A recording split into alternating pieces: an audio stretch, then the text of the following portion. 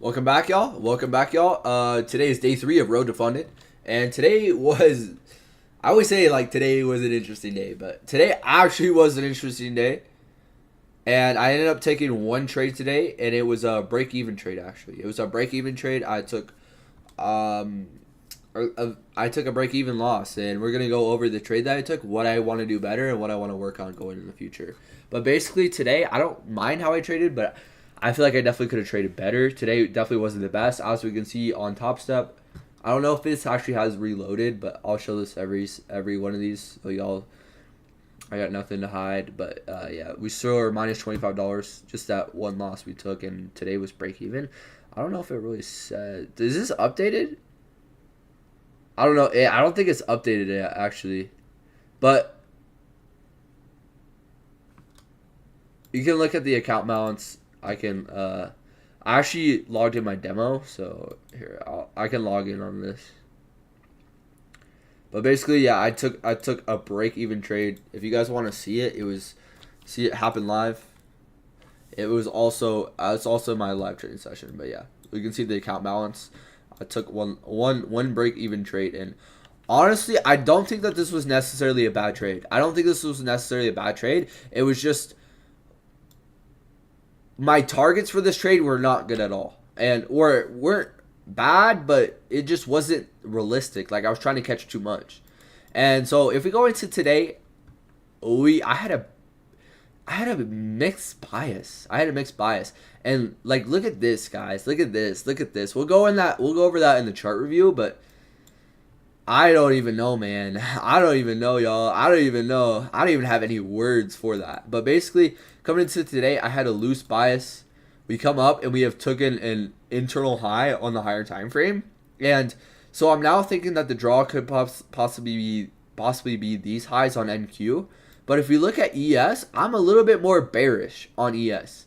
I'm a little bit more bearish on ES because we have this internal high that we have just swept, and we are now within this 4-hour fair value gap. We have the SMT at highs. We have bearish orders, bearish order flow, bearish order flow kind of. But what we were respecting bullish order flow to come up, to sweep this high, to have this higher time frame turtle soup. And I wanted all these stacked lows to really be the draw today, or not today, but in like the future. I wanted all those stacked lows to be the draw. And if we kind of look, we had the seek and destroy. We had seek and destroy conditions today.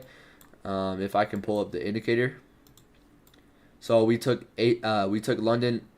I think it's definitely clean on ES, but I know for sure that Asia high and low was taken in London on NQ, and then my bias was kind of mainly on ES, but I ended up taking the trade on NQ.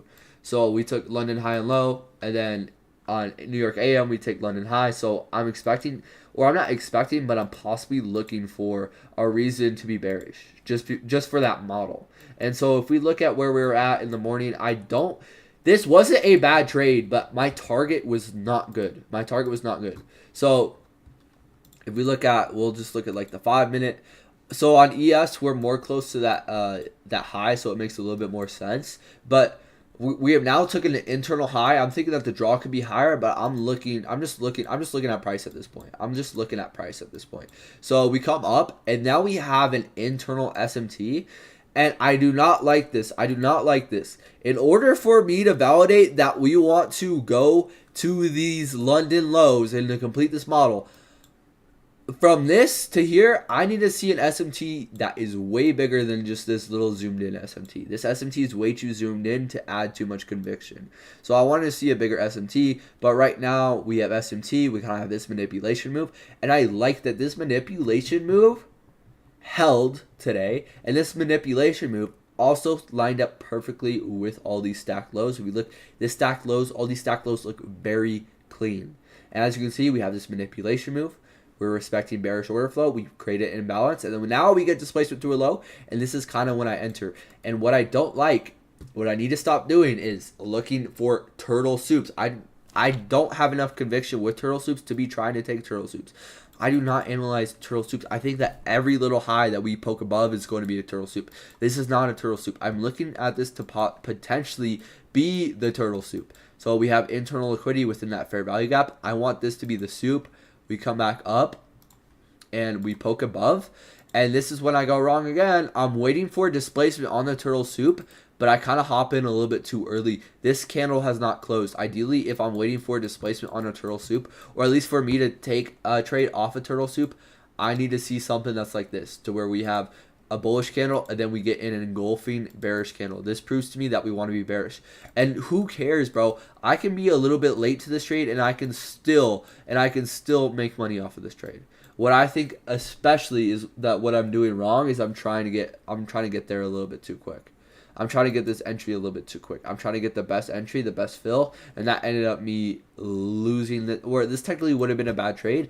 Like, I don't mind a trade in this fair value gap, but I'm targeting these London lows down here to complete this. I'm playing the higher time frame, and what I think is definitely a lot better is if I play just equilibrium of this range. If I just play an equilibrium, so we have this big range, like just go with the low hanging fruit, and that's definitely what I need. And just play the low hanging fruit, and maybe that's just OTE. But we don't have a clear target as well, which is why I don't like this, and which is why I also wanted to target those London lows. That I didn't really have a clear defined target, but maybe target this 15-minute imbalance. That could have been a good target. But I don't need this whole move. And at least I had 2 contracts. Maybe I could have just had like one partial, but there was a debate in the live stream of whether or not I should take partials, and I was like, I'm gonna take this trade. I have conviction within this model, and then I'm gonna see if this plays out. And it never ended up panning out. Once we took this low, and then I knew that we had a whole 1 hour imbalance to the left of us, I was like, I want this, because at the time we had an SMT at the highs. I'll kind of go over that a little bit later in the chart review. But once we had an SMT at the highs, I did not want us to break above this high. I wanted us to flush these London lows, which we took internal liquidity, and then we ended up doing like a kind of market maker buy model. But once we had this move up, I put my stop at break even. I'm like, I'm no longer interested. This, to me, I feel like we should sell off. If we don't sell off here, I'm putting my stop to break even. And I definitely don't mind myself putting my stop loss to break even. That one trade that ruined my kind of like conviction to put my stop to break even, I'm totally okay with putting my stop to break even. I'm going to continue to put my stop to break even in areas in which I would like my stop to be. So that's what I'm really going to focus on, and that's what I'm going to focus on in the future. Just I'm able to move my stop. I did have a little mishap, but I'm no longer going to I'm going to be able to move my stop. So mistakes that made, targeting too much, just get low hanging fruit. Stop. Not everything is turtle soup. And then what to work on? Consistency. And then risk management. Alright, so I was definitely targeting too much. I was trying to target these London lows. All I need is a sliver of this move. Even if we come back down to that 15-minute fair value gap, I'm able to, if I can find that consistently, that is all I need. All I need is consistency, and I was just trying to catch a little bit too much. But I had a little bit of faith and conviction within this model. And as we can see, we did end up completing Search, Seek, and Destroy. And we just dumped, y'all. This is insane. This is crazy. The market's going to do something like this, and this kind of can spark something in the future that I want to talk about during the My Trading transformation. But I took a $0 loss today, and I'm happy that I put myself in the position to put my stop at break even, and I think that this was a good trade. I don't mind this trade, but I was just targeting too much. We do have these stacked lows. Yes, it does look clean, but all this was just a generated buy side level to then hunt later. And that's what I was thinking that this could have been. And that's what it actually was. So I don't really have much else for you guys today other than it was just a break even day.